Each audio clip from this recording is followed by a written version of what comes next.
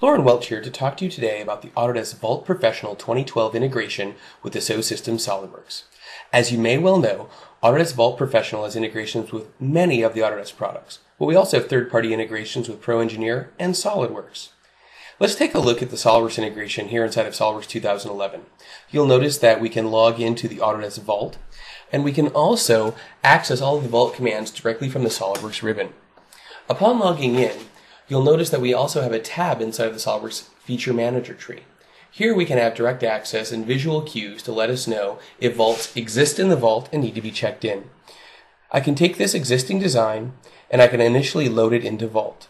By the plus sign seen just left of the file tree, I can tell that these don't exist in the vault yet, and a check-in was necessary. Upon loading, not only does it check the files into the vault, but it also adds visualization using Autodesk DWF technology, so I can view these in the standalone client. Now I can see that these files are checked into the vault and available for use. Upon opening the 3D model, it'll give me alerts that the file is read-only, and it's read-only because now it's vault controlled. So let's go down to the part level and I'll take a look at one of these gears. So here at the part level, again, it informs us that the part is read-only, but I'm going to go ahead and start making some changes to the file. And in this case, I'm just going to make some changes perhaps to the metadata. So under the SOLIDWORKS File Properties, I can add a custom property, perhaps a vendor name. So I'll go ahead and add a vendor of Acme Supply, and I've updated the metadata in this file, but I've done it without checking out the actual file. I get an asterisk inside of the Vault browser to let me know that this file has changed. Upon checking it out, it maintains those changes. So when I check it in, it actually will update the metadata or the custom property inside of SOLIDWORKS and check in the file. What this means is I can make changes, and if I realize that I need to check out the file and save those changes, I can do so on the fly inside of SOLIDWORKS with the Vault add-in. With that file change made, let's go ahead and create a new file. So we've checked in an assembly, we've taken it apart and changed its file properties, and we've checked into the vault. Let's create a brand new file. So here we'll create a SOLIDWORKS drawing. Inside of the SOLIDWORKS drawing environment, I'll just quickly lay out a couple of views. And again, looking at my Vault tab in the Feature Manager tree, I get visual cues to let me know that this file, 1, is not saved, and 2, doesn't exist in the vault. So I'll go ahead and save the file, and now it just lets me know that it does exist on the hard drive, but it doesn't exist in my vault. So I'll simply check in this brand new drawing, adding any history or metadata that I see necessary. And you'll notice that it understands the hierarchy of the SOLIDWORKS file. So not only is it a drawing, but it understands that that gear part is referenced to it. Now back in the standalone Vault client, I've categorized these files as SOLIDWORKS files. So I can have a specific set of rules and security for specific file formats. Here I can see where the file is used. I can see any change orders associated with the file. And I can view a preview with that DWF technology I spoke of earlier. You'll notice on the right-hand side, I have all of the properties associated with this file, whether they were created in Vault or in SOLIDWORKS itself. I can map all these SOLIDWORKS custom properties into Vault properties and manage them as such. I can also take these individual files, or a set of files or items, and create a change order. In this case, I can specify change orders or release process numbering schemes. In this case, I've set one up specific for SOLIDWORKS file formats. Here I'll go ahead and add some general title to the release or change order in this case. I can add a detailed description. I can add due dates and submitted information, but here on the bottom, I can add specific properties. So I can add things like implementation strategy, and I can define these as just drop-down boxes or let users populate them as necessary.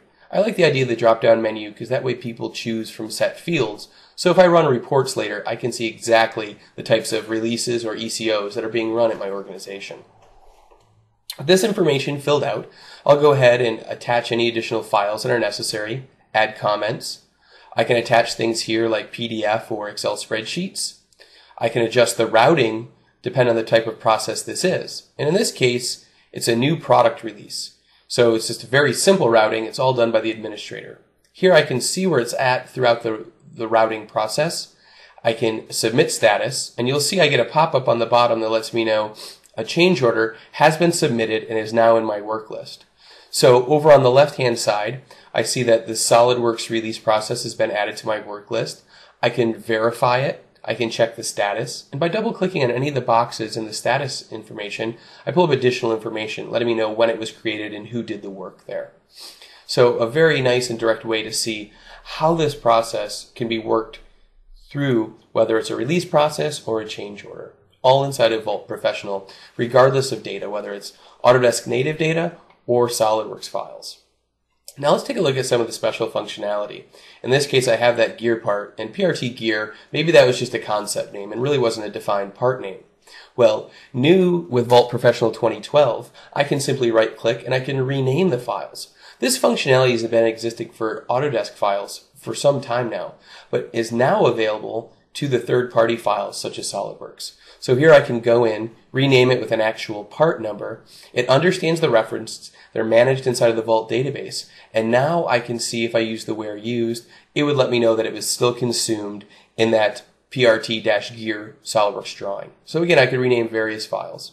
Let's go back into Vault, and using the Vault tab inside of SolidWorks, I can actually open directly from the Vault. And in this case, I'm going to do a nice simple search, include subfolders, and I can search for any of the metadata, any of those custom properties, or a file name. In this case, I know it's GR something.